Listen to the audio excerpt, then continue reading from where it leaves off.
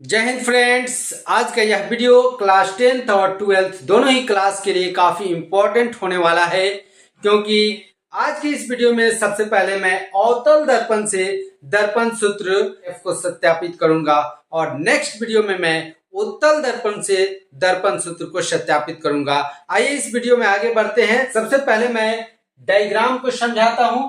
मैंने डायग्राम और इससे रिलेटेड कुछ लैंग्वेज मैं पहले ही लिख दिया हूं ताकि इस वीडियो का लेंथ काफी ज्यादा बड़ा ना हो पाए। आइए पहले डायग्राम को समझते हैं। तो मैं उम्मीद करता हूं कि इस वीडियो में आने से पहले आप किरण आरेख के नियमों को जानते होंगे। तो मैं पहले एक बार समझा दे रहा हूं। यहाँ पे एमएन एक अवतल दर्पण लिया गया है। आपको पता होगा कि अवतल दर्पण का परावर्तक सतह जो होता है धंसा हुआ होता है और इसके उभरे हुए भाग पर कलई किया गया होता है, अर्थात पेंट किया गया होता है। ये पेंट को मैंने दर्शा दिया है। और अवतल दर्पण के सामने वक्रता केंद्र के बाद वाले बिंदु को अनंत कहा जाता है, अनंत माना जाता है। तो अनंत पे मैंने एक वस्तु AB को रखा है और वस्तु AB से एक किरण अवतल दर्पण के परावर्तक सतह से जाकर परावर्तित होती है। तो आपको पता होगा कि प्रधान अक्ष के समांतर आपतित किरण दर्पण से परावर्तन के बाद दर्पण के मुख्य फोकस से F से होकर गुजरती है।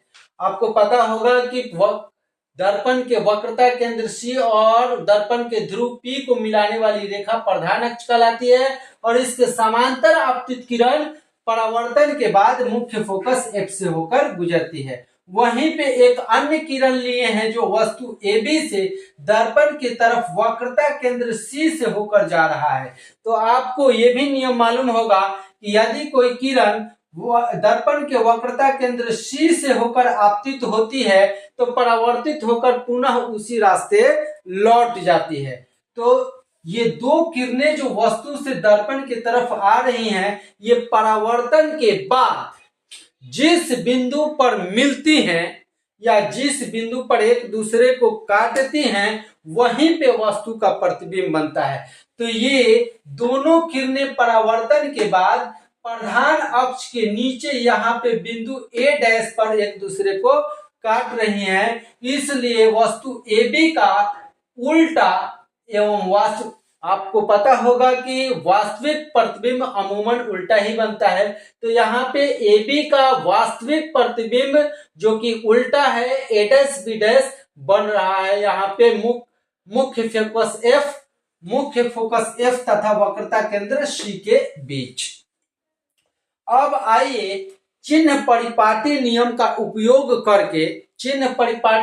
उपयोग करके सबसे पहले हम लोग लिख लेते हैं वस्तु दूरी, प्रतिबिंब दूरी, फोकस दूरी और वक्रता त्रिज्या। एक बार मैं बता दूं कि मुख्य फोकस तथा दर्पण के ध्रुव के बीच की दूरी फोकस दूरी कहलाती है, जिसे F से डिनोट किया जाता है। यहाँ पे मैं लिख भी दे रहा हूं कि यहां मुख्य फोकस F से दर्पण के ध्रुव P तक के दूरी को कहा जाता है फोकस दूरी, जिसे छोटा f से डिनोट किया जाता है। वहीं पे वक्रता केंद्र C से दर्पण के ध्रुव P तक के दूरी को वक्रता त्रिज्या कहा जाता है, जिसे बड़ा R से कैपिटल R से डिनोट किया जाता है। वहीं पे एक चीज और याद रखेंगे कि वक्रता त्रिज्या जो होती है फोकस दूरी के दुगनी होती है। ठीक है, तो यहाँ पे अब चिन्ह परिपाटी नियम का उपयोग करते हुए हम लोग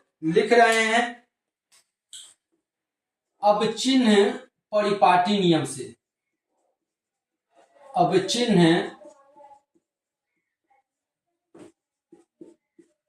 परिपाटी नियम से वस्तु दूरी,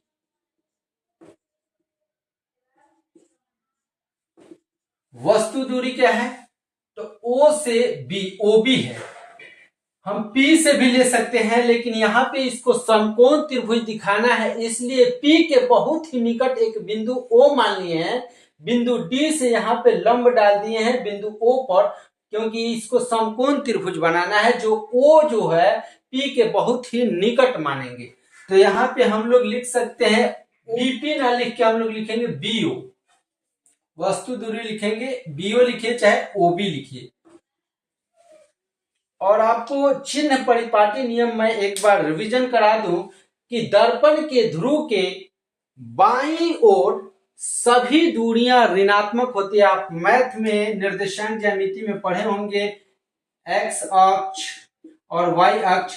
तो यहाँ पे मूल बिंदु से दाईं तरफ सभी दूरियां धनात्मक होती हैं और बाईं तरफ सभी दूरियां ऋणात्मक होती हैं और ऊपर की दिशा में सभी दूरियां धनात्मक होती हैं y का मान और नीचे की तरफ ऋणात्मक होती है। ठीक उसी प्रकार ये मूल बिंदु मानते हैं दर्पण के ध्रुव P को और यहां से दाहिने तरफ सभी दूरियां धनात्मक होती हैं।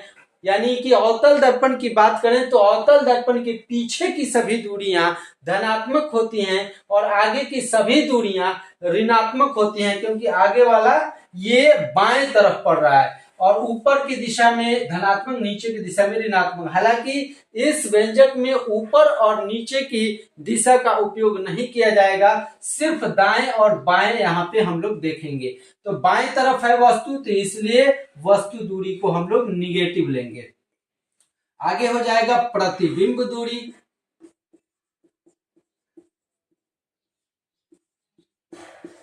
प्रतिबिंब दूरी ओ बी डैश और ये भी लेंगे हम ऋणात्मक क्योंकि ये भी आगे है। अब फोकस दूरी,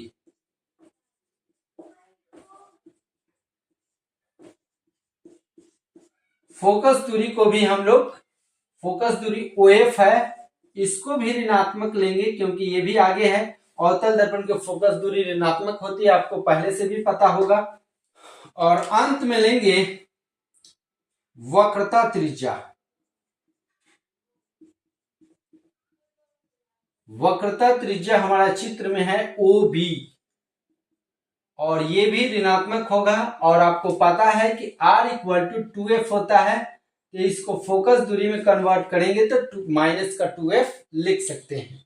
लिखेंगे अब त्रिभुज, लिखेंगे चूंकि त्रिभुज ABC समरूप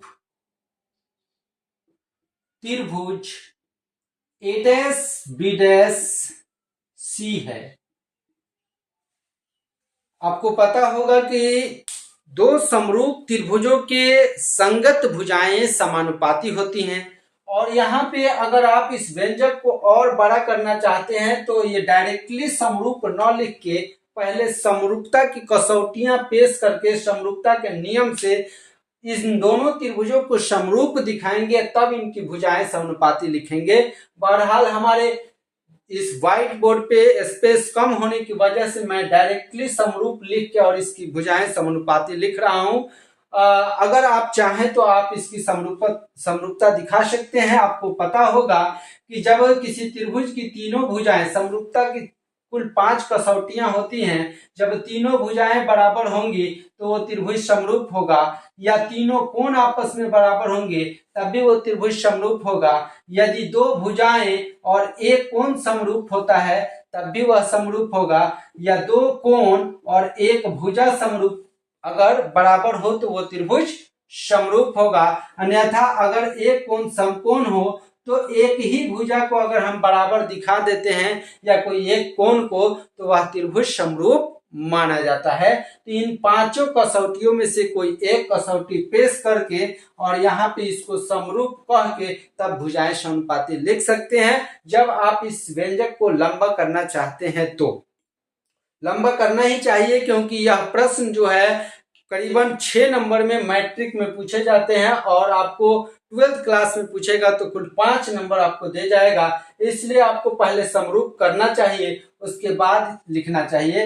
यहाँ पे फिलहाल जगह नहीं है इसलिए मैं डायरेक्ट समरूप लिख रहा हूं।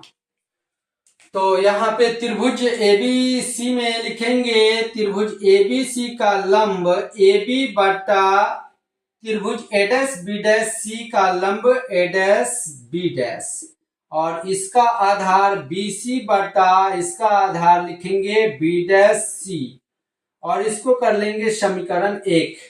इसी प्रकार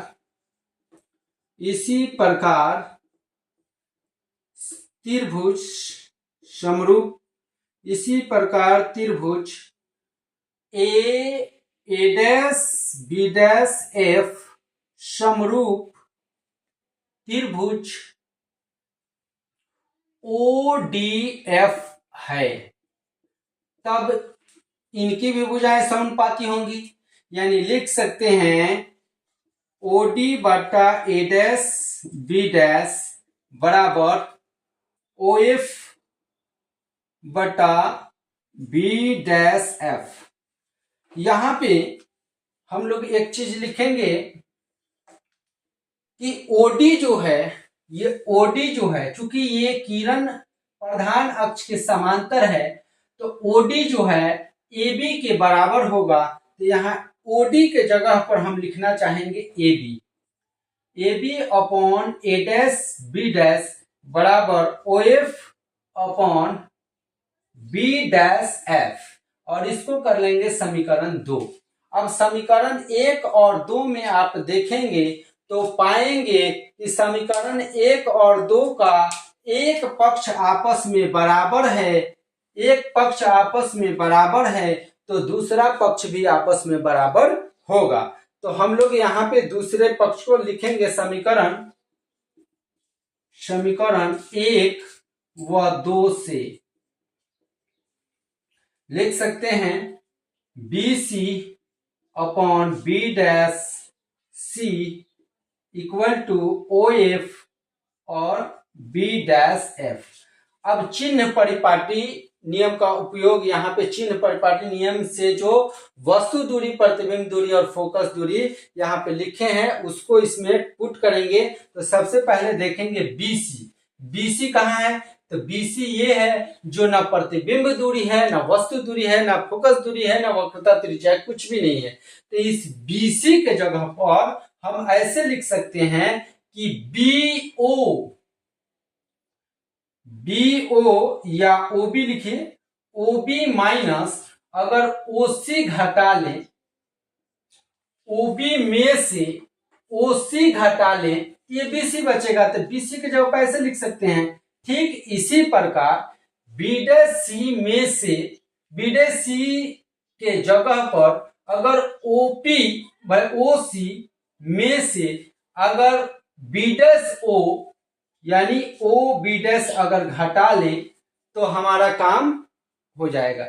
अब यहां पे देखिए ओ एफ, तो ओ एफ जो है ये तो फोकस दूरी है, तो यहाँ पे फोकस दूरी लिख सकते हैं, लेकिन अभी नहीं लिखिए, एक साथ मान भरेंगे। अब बी डैश एफ जो है, बी डैश एफ के जगह पर ये भी कुछ नहीं, तो इसके जगह पर हम लोग लिख सकते हैं B dash O, B dash या O B dash minus O F, O F.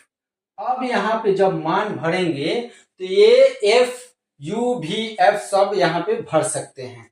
ठीक है, तो अब मान भरते हैं।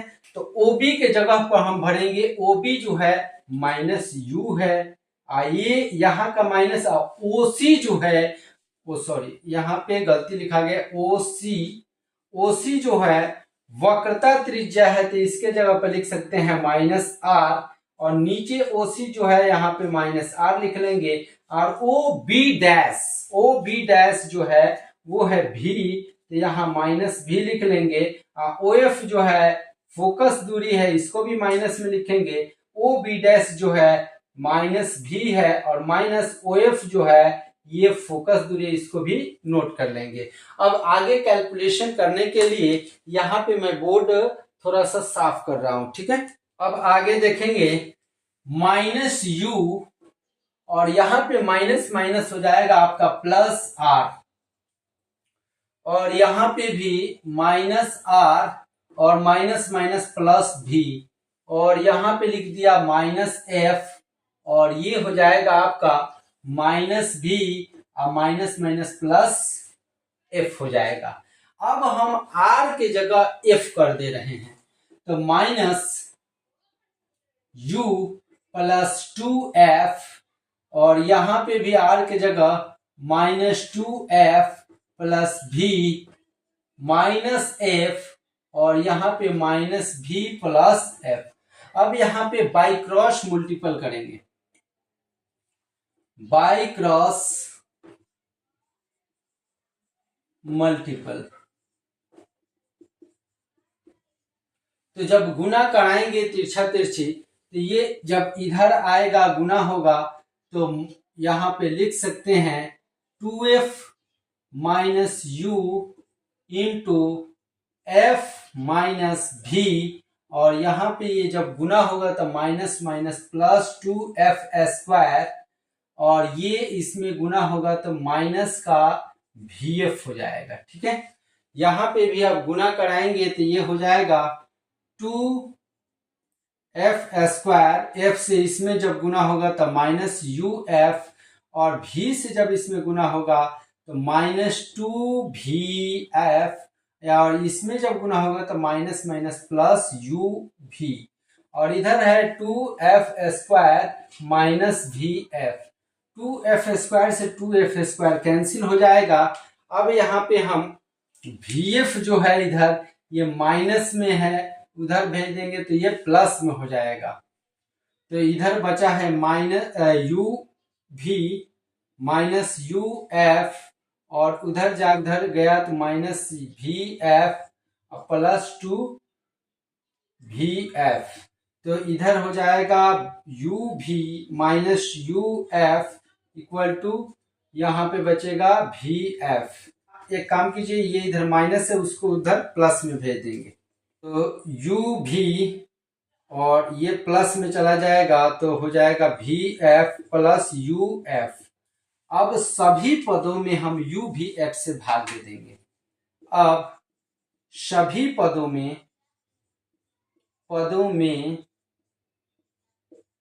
uvf से भाग देने पर भाग जब देंगे इसमें तो uv अपॉन uvf, और इधर हो जाएगा vf और uvf plus uf upon uvf। भाग जब देंगे तो uv से uv कैंसिल, vf से vf कैंसिल, uf से uf कैंसिल, तो यहाँ क्या बचा, तो यहाँ बचा है 1 अपॉन f, 1 अपॉन u और 1 अपॉन v। इस तरह से हम लोग दर्पण सूत्र को सत्यापित कर सकते हैं। आशा करता हूं कि आपको समझ में आया होगा। अगले वीडियो में मैं लेकर आता हूं उत्तल दर्पण से कैसे सत्यापित करेंगे दर्पण सूत्र को। मिलते हैं दोस्तों अगले वीडियो में, तब तक के लिए जय हिंद, जय भारत। स्क्रीनशॉट ले लीजिएगा।